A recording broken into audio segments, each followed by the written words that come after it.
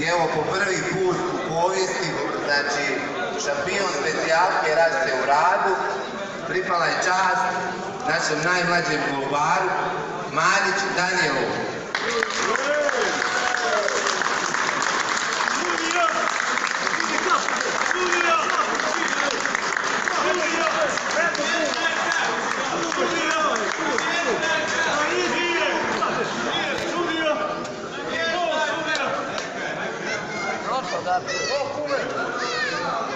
Sad pozivam predsjednika ptičarske sekcije da dodijeli nagrade u ptičarstvu.